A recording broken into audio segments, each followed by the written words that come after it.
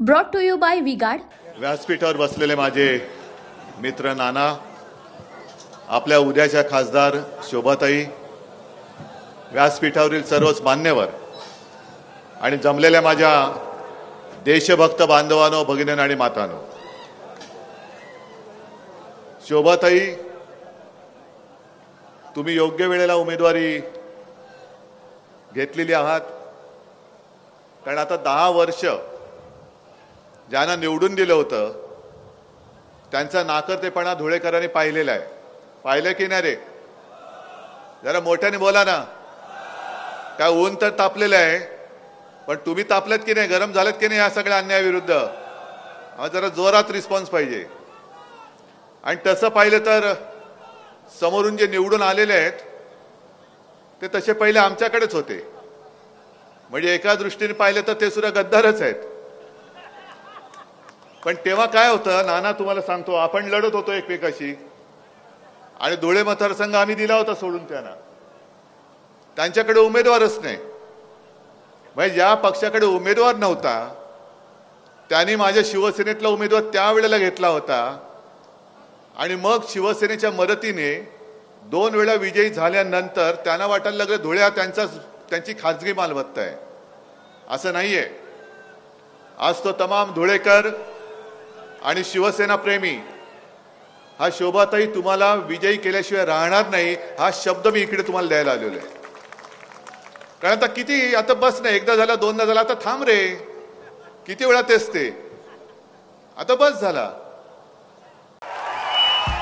भाइयों बहनों, उनके राज में पावर रहे अनस्टेबल और हम रखे सब स्मूथ और स्टेबल. हमारा नेता कैसा हो जो स्टेबल पावर दे वैसा हो. अब की बार वी-गार्ड एसी स्टेबलाइजर का चमत्कार. महत्वाचा मुद्दा काय की आज तिकडे नगरमध्ये आपल्या पंतप्रधानांची सभा झाली आणि त्यांनी आपलं नेहमीप्रमाणे, आता एक तर काय झालेलं आहे, यांच्या सगळ्या भाजपावरती कोणी आईवडिलांनी संस्कार केलेत की नाही हा प्रश्न आता देशाला पडलाय. वेडावाकडं काही बोलतायत, म्हणजे अगदी खालच्या पातळीवरती जाऊन बोलतायत. हेच ते पंतप्रधान, मला लाज वाटते की गेल्या वेळेला त्यांच्यासाठी आम्ही मतं मागितली होती. गेल्या 19 साली किंवा 14 साली मला वाटतं मनमोहनजी पंतप्रधान होते त्याच्या आधी, तेव्हा मोदीजीच बोलले होते की मनमोहन सिंग रेनकोट घालून आंघोळ करतात. ते कधी पाहायला गेले होते? असं चोरून बघायची सवय जुनी आहे त्यांची, नवी काही नाहीये. मग त्याच्यानंतर आता पवार साहेबांना बोलले भटकती आत्मा. अहो मोदी साहेब, तुम्ही कुठून आलात, तिथल्या मातीचे संस्कार आम्हाला माहित नाही, पण आमच्या या शिवछत्रपतींची आणि जिजाऊची ही महाराष्ट्राची पवित्र माती आहे. या मातीमध्ये असे संस्कार आम्ही कधी आमच्या मुलांना करत नाही, आम्ही नाही करत. आणि या धुळ्यामध्ये तुमच्याकडे पाणी वगैरे येतं का रे नीट? बरं, 1 दिवसाआड येत असेल ना? 2 दिवसाआड, 3, 4, 5, 6, 7, 8. मग 8 दिवसानंतर तुम्हाला हे पाणी देतात. मग आता 5 वर्षानंतर आल्यानंतर यांना तुम्ही पाणी पाजणार आहात की नाही? यांना पराभव काय असतो त्याचं पाणी चाखवा जरा. उनका बैकअप सिर्फ कल तक और हमारा चांद तक. हमारा नेता कैसा हो जो नॉन स्टॉप बैकअप दे वैसा हो. अब की बार वी-गार्ड इन्वर्टर बैटरी का चमत्कार. केंद्रामध्ये बसले होते, मंत्री म्हणून बसले होते. आज धुळ्याची पूर्ण धुळदाण झालेली आहे. मी जळगावमधनं येताना हेलिकॉप्टरने आलो. म्हणजे मोदीजींच्या भाषेत मग हेलिकॉप्टर से बाय रोड आ गया, असं ते बोललेत. तो हेलिकॉप्टर से ऊपर से बाय रोड जब आ रहा था तो मैंने देखा. संपूर्ण धुळं हे रखरखीत झालेलं आहे.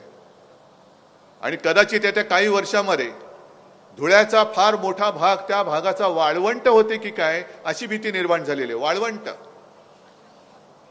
धुळेकरांचे कोणते प्रश्न सोडवलेत? इथे शेतकरी आलेत की नाही? कांद्याचे किती आहेत शेतकरी? कांदावाले तुम्ही आनंदी आहात? निर्यात बंदी वगैरे कशी छान चालू आहे. अजूनही हे निर्लज्ज निवडणुका आल्या आहेत, माझ्या महाराष्ट्रातल्या शेतकऱ्यांची कांद्याची निर्यात बंदी नाही उठवत, गुजरातच्या शेतकऱ्यांची कांदा निर्यात बंदी त्यांनी उठवून टाकली. का गुजरात आणि महाराष्ट्र याच्यामध्ये तुम्ही भेदभाव काय करता? महाराष्ट्राने मोदीजी तुम्हाला गेल्या 2 वेळेला 40 पेक्षा अधिक खासदार निवडून दिले होते म्हणून तुम्ही दिल्ली पाहिली होती. या वेळेला महाराष्ट्र तुम्हाला दिल्लीपर्यंत पोहोचू देणार नाही. माझी तर तुम्हाला सगळ्यांना विनंती आहे, दरवेळेला मला विचारतात, नाना तुम्हाला विचारत असतील काय काय होणार, काय होणार, कसलं काय होणार? नाही, तुमची महाविकास आघाडी किती जागा जिंकणार? म्हटलं आम्ही 48 लढवतोय आणि 48च्या 48 आम्ही जिंकणार. का नाही जिंकायची? मोदीजी आज तिकडे जे बोलले की 4 जूनला आमची एक्सपायरी डेट आहे. अहो, तुमचा बुरशी आलेला माल आजपर्यंत लोकांनी पाहिलाय, तो 4 जूनला आम्ही फेकून देणार आहोत कैराच्या टोपलीमध्ये. हे तुमचं सगळं बुरसटलेलं गोमूत्रधारी हे ह्याची घाण लोक नकोयत आम्हाला. म्हणजे तुम्हाला एवढ्यासाठी सांगते की शोभाताई, तुम्ही खासदार म्हणून तिकडे आम्हाला का पाहिजे आहात? तर संविधानाचं रक्षण तर केलंच पाहिजे. ज्या डॉक्टर बाबासाहेब आंबेडकर, एक साध्या गरीब दलित कुटुंबात जन्माला आलेला मुलगा, हा एवढा बुद्धिमान कसा काय होऊ शकतो? आणि त्यांनी लिहिलेली घटना ही या बुरसटलेल्या गोमूत्रधाऱ्यांना आता ओझवायला लागलेली आहे की अरे त्या दलित माणसांनी लिहिलेली घटना आम्ही काय म्हणून पाळायची? म्हणून यांना 400 पार खासदार करून ती डॉक्टर बाबासाहेब आंबेडकर या महामानवाने लिहिलेली घटना ही यानं बदलून टाकायची. शोभाताई, तुम्हाला त्या घटनेचं रक्षण करावं लागेल. ही सगळी जनता तुम्हाला निवडून देणार आहे. पहिला प्रथम त्या घटनेचं रक्षण करायला तुम्हाला निवडून देणार आहे. दुसरं जे त्या निर्मला सीतारामन, काय त्यांचं नाव, सीतारामन, त्या बाई ज्या बोलल्या की या देशात 4 जाती आहेत, महिला, गरीब, शेतकरी आणि युवा. ठीक आहे ना, शेतकरी इकडे बसलाय, कांदा निर्यात बंदी तुम्ही अडवलंय, सोयाबीनला भाव देतायत, कापसाला भाव देतायत. आणि मी तुम्हाला उघड प्रश्न विचारतो की आपलं महाविकास आघाडीचं सरकार जेव्हा राज्यामध्ये होतं तेव्हा कापसाला भाव आज मिळतो त्याच्यापेक्षा जास्त होता का कमी होता? सोयाबीनला भाव जास्त होता का कमी होता? मग गद्दारी केली ती फक्त माझ्याशी नाही केली, शिवसेनेशी नाही, गद्दारी तुमच्या बरोबर केलेली आहे, शेतकऱ्यांशी केलेली आहे, गद्दारी संपूर्ण महाराष्ट्राशी केलेली आहे. महाराष्ट्रामध्ये येणारे सगळे उद्योग हे सगळे ते गुजरातला घेऊन गेले. आणि जा त्या 2 वेळा तुम्ही ज्यांना खासदार म्हणून आपण निवडून दिलं त्यांना विचारा की इथली MIDC ओस का पडलेली आहे, का नाही आले उद्योगधंदे? म्हणजे तुम्ही एकतर महिलेचं रक्षण करत नाहीत, ते सुधीर मुनगट्टीवार एवढ्या नीच आणि बिभत्सपणाने, म्हणजे त्यांच्या आई वडिलांचे संस्कार आहेत. मोदीजींच्या व्यासपीठावरती ते बोललेत बहीण भावाच्या नात्याबद्दल, मी ते शब्द उच्चारू सुद्धा शकत नाही, एवढ्या बिभत्सपणाने आणि विकृतपणाने मुनगट्टीवार बसलेत तिकडे आमचे सांस्कृतिक मंत्री. ही संस्कृती महाराष्ट्राची. मुद्दा म्हणून तुम्ही बघा ते काय बोललेत बहीण भावाच्या नात्यावरती. बहीण भावाच्या पवित्र नात्याला सुद्धा तुम्ही बदनाम करताय. अरे तुम्ही भाजपवाले, तुम्ही आम्हाला काय हिंदुत्व शिकवता? तुम्हाला बहीण भावाचं नातं नाही माहीत आणि तुमच्याकडनं आम्ही हिंदुत्व शिकायचं? मोदींच्या हातामध्ये म्हणे देश सुरक्षित आहे. अहो, देशातल्या महिला सुरक्षित नाही आहेत. तिथल्या त्या क्रीडापटू, महिला क्रीडापटू त्या तिकडे बसल्या होत्या आंदोलनाला, त्यांच्याकडे तुम्हाला बघायला वेळ नाही. मणिपूरमधल्या महिलांची धिंड काढल्यानंतर ना गृहमंत्री तिकडे जात, ना प्रधानमंत्री तिकडे जात. आणि आता काल परवाकडे घडलेली घटना आहे ती कर्नाटकमध्ये, बघितलं का तुम्ही व्हिडिओ? तो काय नाव? रेवण्णा, प्रज्वल रेवण्णा. म्हणजे मोदींनी जाहीर सभेत सांगितलं या रेवण्णाला मत म्हणजे मला मत. मग त्यांनी केलेले गुन्हे हे तुमच्या माथी मारायचे की नाही मारायचे? मारले पाहिजेत ना. पण तो रेवण्णा आज फरार झालेला आहे. म्हणजे इकडे साध्या साध्या शिवसैनिकांच्या घरी, काँग्रेस कार्यकर्त्याच्या घरी, राष्ट्रवादीच्या कार्यकर्त्याच्या घरी तुम्ही रात्री अपरात्री पोलीस पाठवता. अजूनही दमदाटी सुरू आहे. एकतर भाजपात आहे, मिंद्याकडे जा, नाही तर तुरुंगात जा. अरे 4 जून पर्यंत थांबा जरा. 5 जून जेव्हा उजाडेल तेव्हा आमचं सरकार तिकडे दिल्लीत आलेलं असेल. मग तुम्ही कोणत्याही बिळात लपा. अगदी सुरतच्या बिळामध्ये जरी लपलात तर ती बिळं खडून काढून तुमच्या शेपट्या धरून तुम्हाला आम्ही उलट लटकवल्याशिवाय राहणार नाही. पण तो प्रज्वल रेवण्णा आज पळून गेलेला आहे. मोदी सरकार तर येत नाहीच, हे बुरसटलेलं सरकार, थापेबाज सरकार परत येत नाही, येऊ द्यायचं नाही.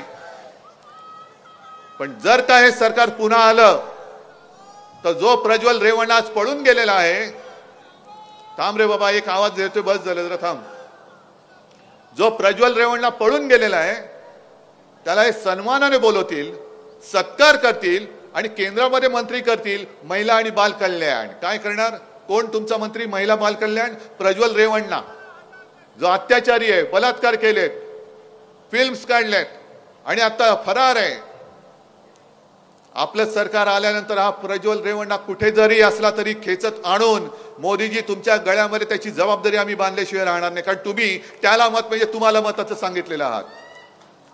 अजून त्याच्याबद्दल काय बोलत नाही आहात, शेतकऱ्याबद्दल काय बोलत नाहीत, रोजगाराचा पत्ता नाहीये.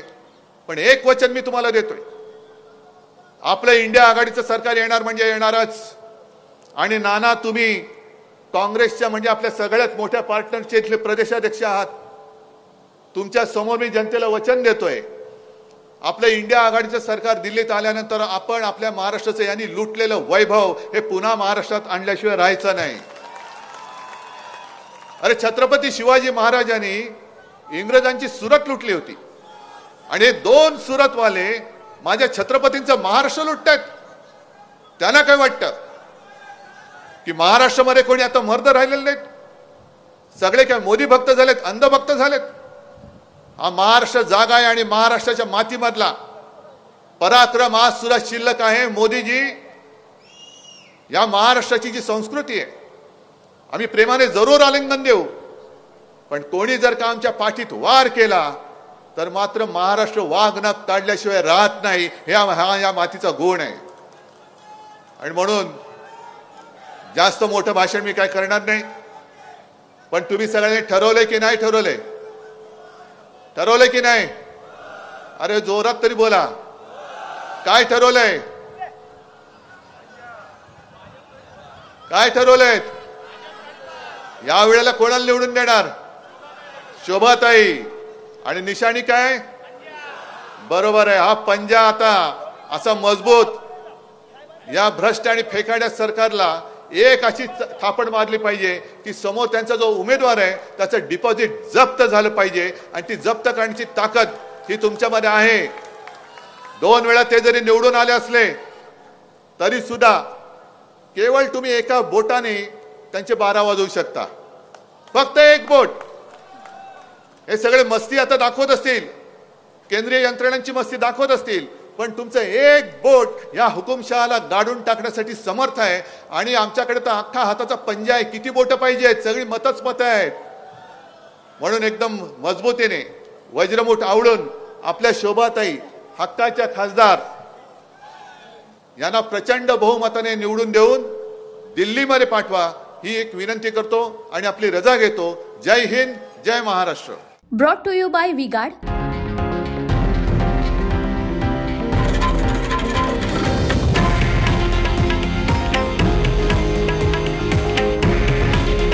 हे आहे देशातील नंबर 1 न्यूज नेटवर्क आणि आपण पाहत आहात TV9 मराठी. काळजी तुमची, हित महाराष्ट्राचं.